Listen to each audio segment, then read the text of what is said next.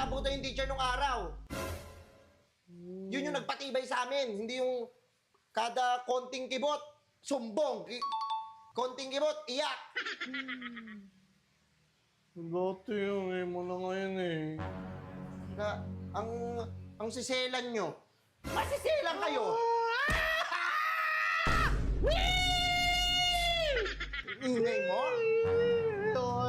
Hindi na. Diba?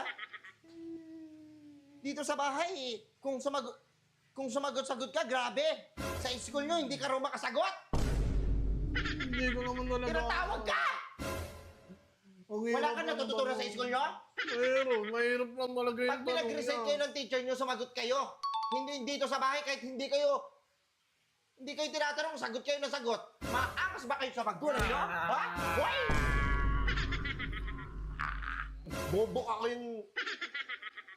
Bubuka ko yung bibig mo. Oh, shit! Ingay. Wala ka nang maitulong sa akin. Ang hirap na kasi ng tanong niyo, pang college na yun eh. Tapos gusto mo, pupunta pa ako doon. Anong gagawin ko sa teacher mo? Ha? Pabagbugin ko? Press bakan mo, ama. Ang laki-laki ng muscle mo eh. Ha? Hindi, wala akong gagawin. Hayaan ko lang yung teacher mo. Idisiplina ka.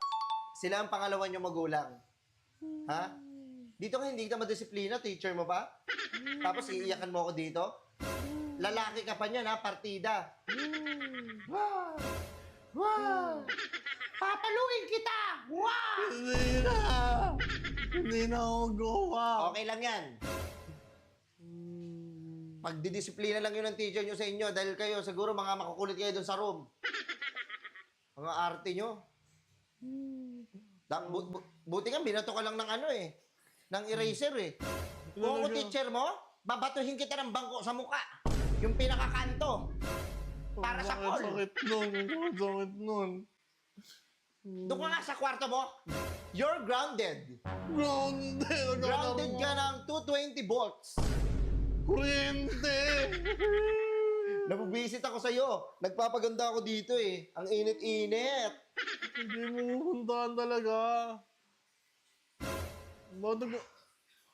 Nagpe-flex ka pa ng muscle mo. Bigyan kita kay Papa.